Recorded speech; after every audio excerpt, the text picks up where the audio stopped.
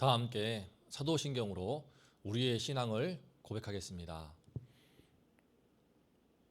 전능하사 천지를 만드신 하나님 아버지를 내가 믿사오며 그 외아들 우리 주 예수 그리스도를 믿사오니 이는 성령으로 잉태하사 동정녀 마리아에게 나시고 본디오 빌라도에게 고난을 받으사 십자가에 못 박혀 죽으시고 장사한 지 사흘 만에 죽은 자 가운데서 다시 살아나시며 하늘에 오르사 전능하신 하나님 우편에 앉아 계시다가 저리로서 산자와 죽은 자를 심판하러 오시리라.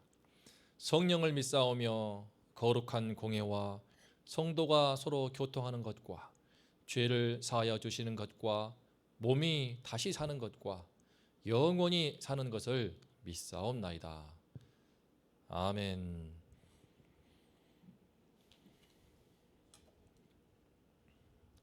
다 함께 찬송가 272장으로 주님 앞에 새벽기도로 나아가겠습니다. 찬송가 272장입니다.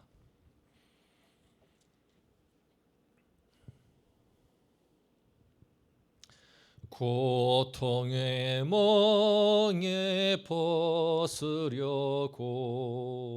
예수께로 나갑니다. 자유와 기쁨 베푸시는 주께로 갑니다. 병든 내 몸이 튼튼하고 빈궁한 삶이 부해지며 죄악을 벗어버리려고 주께로 갑니다. 낭패와 실망 당한 뒤에 예수께로 나갑니다. 십자가 은혜 받으려고 주께로 갑니다.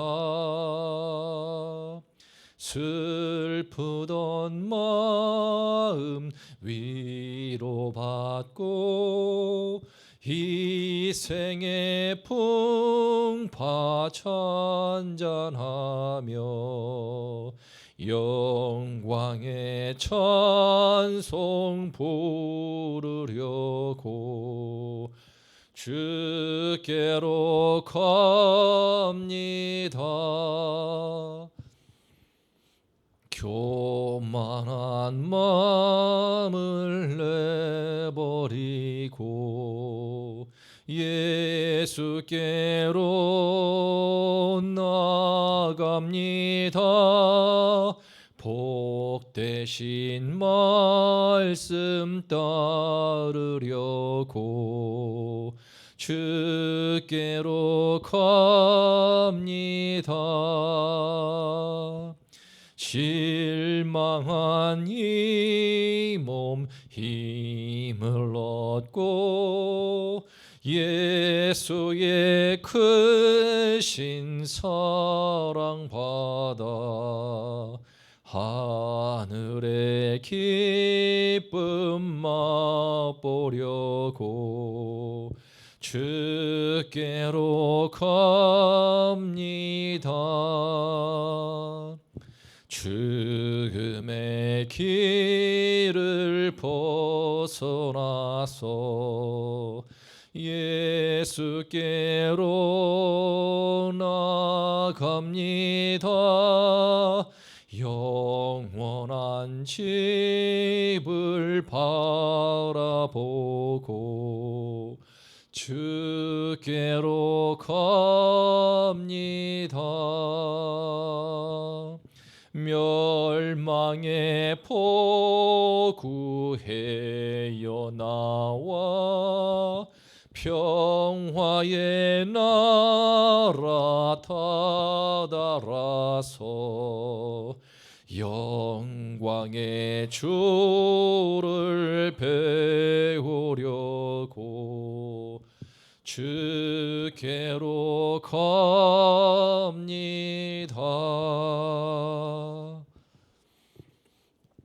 아멘. 오늘 말씀은 호세아서 10장 9절부터 11절까지입니다. 9절, 10절, 11절을 제가 봉독하겠습니다. 이스라엘아, 내가 기브아 시대로부터 범죄하더니 지금까지 죄를 짓는구나. 그러니 범죄한 자손들에게 대한 전쟁이 어찌 기브아에서 일어나지 않겠느냐. 내가 원하는 때에 그들을 징계하리니 그들이 두 가지 죄에 걸릴 때에 만민이 모여서 그들을 치리라. 에브라임은 마치 길들인 암소 같아서 곡식 밟기를 좋아하나 내가 그의 아름다운 목에 멍에를 메우고 에브라임 위에 사람을 태우리니 유다가 밭을 갈고 야곱이 흙덩이를 깨뜨리리라. 아멘.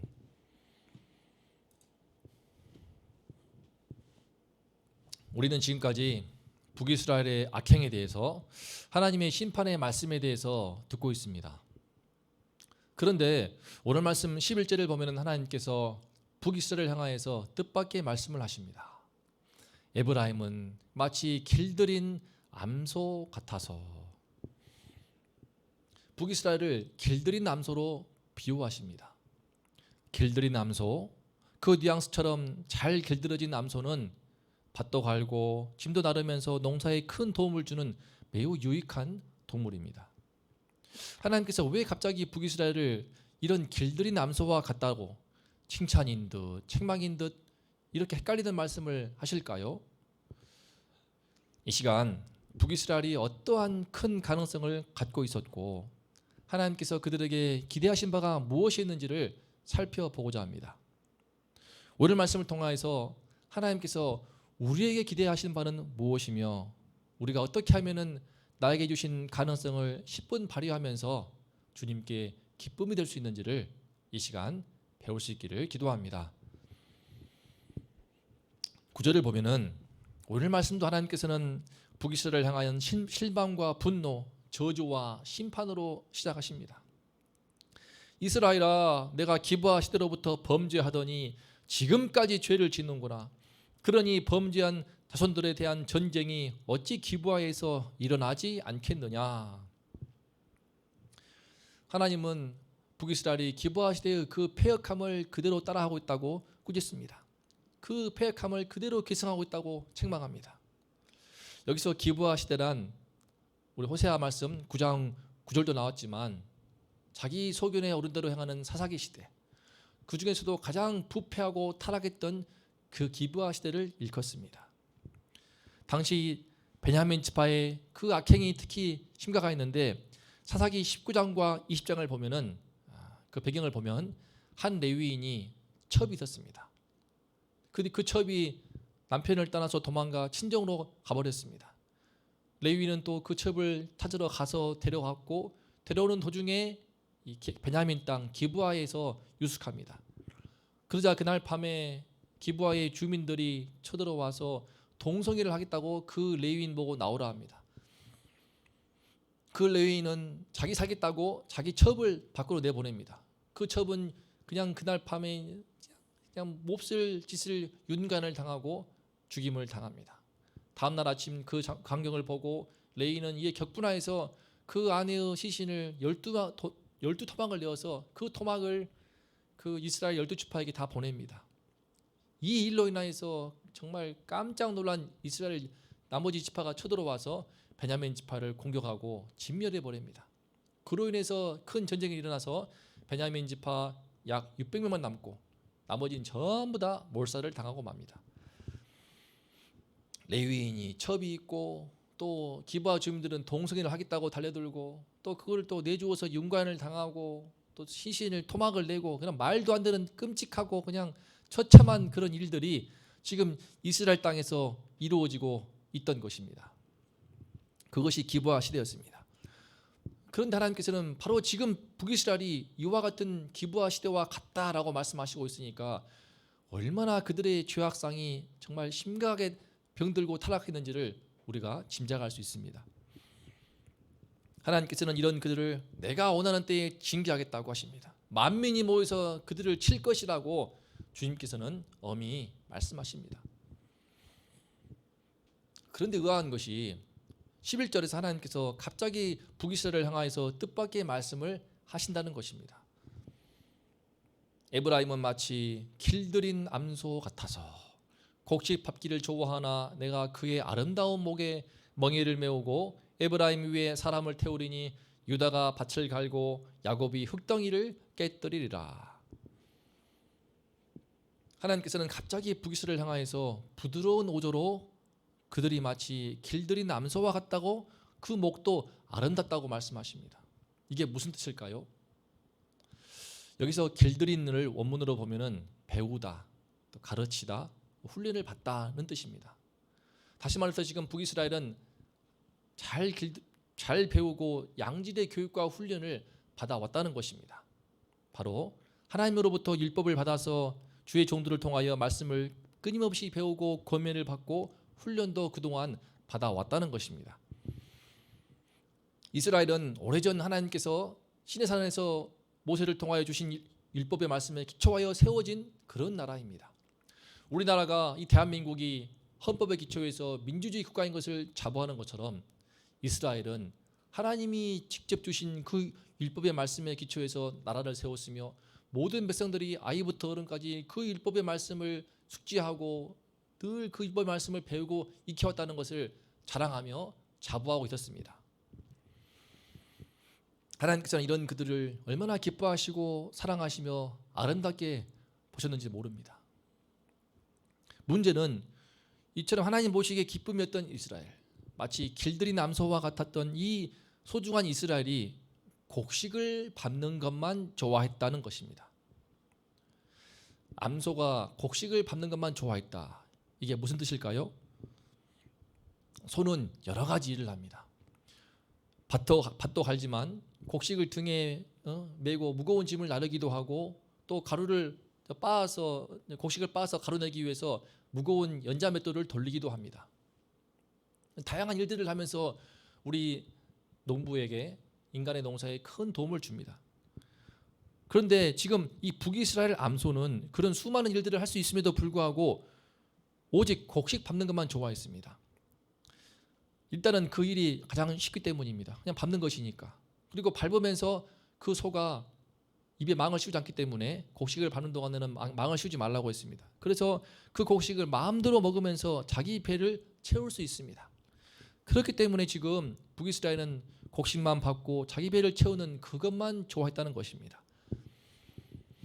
기껏 소를 키웠더니 길들인 그 암소가 맨날 곡식만 밟고 또 자기 배만 채우고 있고 밭도 갈지 않고 맷돌도 안 돌려 짐도 안 날라 전부 거부하고 반항만 하고 있으면 그 얼마나 쓸모없는 소이며 못된 송아지입니까?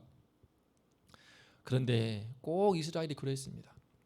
하나님께서 당신의 율법으로 당신의 종들로 그동안 금이야 오기야 기껏 키웠더니 자신들의 편리만 도모하고 축복과 형통만 좋아하면서 율법이 요구하는 순종의 삶은 자꾸만 멀리했던 것입니다. 그래서 하나님께서는 그들의 목에 억지로 멍에를 지우심으로써 억지로 등에 사람을 태우게 하심으로써 밭을 갈게 하시겠다라는 것입니다. 바로 이스라엘을 이방의 포로로 애굽으로 또 아수르로 포로로 끌고 가서 질질 끌고 가서 그들의 압제 가운데서라도 강제로 순종을 배우게 하시겠다는 것입니다. 만약 이스라엘이 자원함으로 율법에 순종하는 삶을 살았다면 하나님을 사랑하고 이웃을 사랑하는 그런 말씀에 순종하는 섬기는 삶을 살아왔다면 이러한 심판과 징계를 받지는 않았을 것입니다.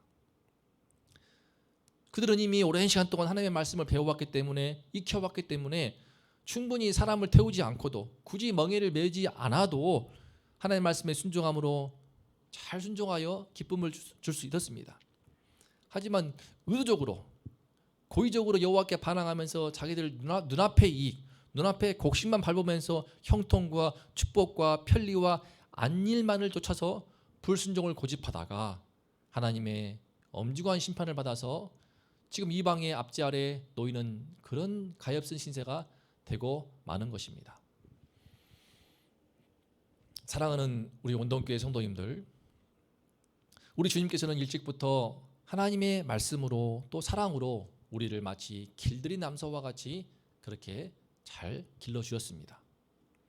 그래서 우리는 자원하기만 한다면 충분히 순종할 수 있습니다. 그럴 수 있는 힘이 있습니다. 또 이를 통해서 하나님이 주시는 풍성한 열매도 맺고 주의 주시는 은혜와 축복을 누리면서 우리 인생에도 기쁨과 보람과 만족 있는 삶을 살 수가 있습니다.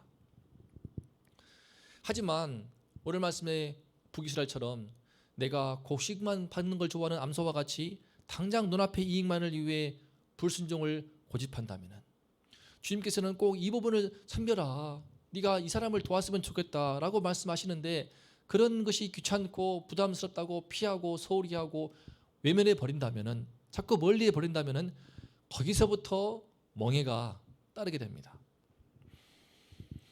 하나님께서는 당신의 백성을 사랑하시기 때문에 거룩한 백성, 제사장 나라가 될 수 있는 위대한 가능성이 있기 때문에 이방 나라의 종이 되게 하는 그런 신세가 되게 해서라도 주님께 쓰임받을 수 있는 중요한 순종을 배우게 하십니다. 하지만 굳이 그렇게 무거운 짐을 지고 또 무거운 멍에를 목에다 쓰고 압제 속에서 꾸역꾸역 하나님을 섬겨야 한다면, 그렇게 해서 순종을 배운다면 얼마나 가엾고 딱한 신세입니까? 그렇기 때문에 남유다에서 활동했던 이사야 선지자도 이사야서 1장 19절 20절에서 이와 같이 거듭 말하였습니다. 너희가 즐겨 순종하면 땅의 아름다운 소산을 먹을 것이요, 너희가 거절하여 배반하면 칼에 삼켜지리라. 여호와의 입의 말씀이니라. 이 시간에 우리가 우리 주님께서 원하시는 삶, 주님의 마음을 본받아서 진심으로 주께서 원하시는 한 영혼을 섬기는 삶, 아버지의 말씀을 먹이고 영의 양식을 먹여서 영의 눈을 뜨도록 도와주는 삶, 복음으로 생명을 구원하고 영원한 하나님 나라를 보여주는 그런 섬김의 삶을 우리가 살 수 있기를 기도합니다. 꼭 주님께서 멍에를 메우지 않아도 주님을 사랑하기 때문에, 또 주님께서 그렇게 할 수 있는 힘을 우리에게 주었기 때문에 내 눈앞에 있는 곡식만 밟지 말고 힘든 일도 기꺼이 감당하는 우리가 될 수 있기를 기도합니다. 심령이 딱딱하게 굳어버려서 도저히 소망이 보이지 않는 그런 자들의 그 내면의 밭도 힘들지만 묵묵히 갈고, 또 그들을 섬기는 이들이 버겁지만 크고 작은 그 무거운 짐들을 등에 지고 우리가 옮겨주면서, 또 때로는 정말 힘든 일이지만 무거운 연자맷들도 돌려가는 그 벅찬 일도 감당해 가면서 우리에게 주신 힘을 따라서, 우리를 향한 주님의 기대와 사랑을 따라서 우리가 그 사명을 감당해낼 수 있기를 기도합니다. 그렇게 이런 주님의 주신 사명에, 주님의 뜻에 자원함으로 순종할 때에 주께서는 우리의 삶을 정말 복되게 해주시고 축복하시며 아름답게 하시고 주님의 그 귀한 영광에도 참여하도록 주께서 은혜를 주실 줄을 믿습니다.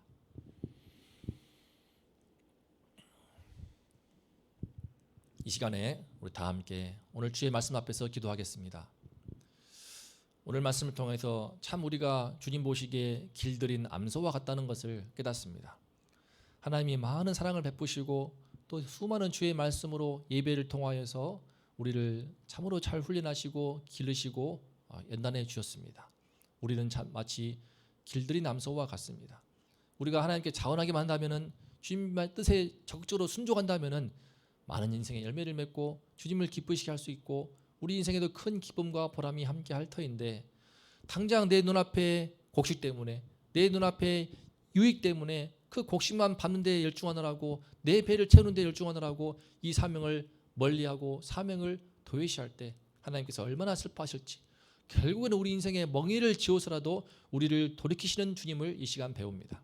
우리가 그런 어리석은 자가 되지 않도록 억지로 멍에를 매는 것이 아니고 자원함으로 주님께 순종하여 우리에게 주신 가능성을 10분 발휘하여 쓰임받도록, 주님을 기쁘시게 하도록 이 시간 그런 믿음을 달라고, 그런 마음, 새로운 심령을 달라고 이 시간 함께 우리 성도님들의 신앙을 위해서, 또 우리 자녀들이, 또 우리 다음 세대가, 또 우리 한국교회가, 이 나라와 민족이 그와 같은 길을 가게 달라고 기도하면 좋겠습니다. 또한 내일은 이제 주일입니다.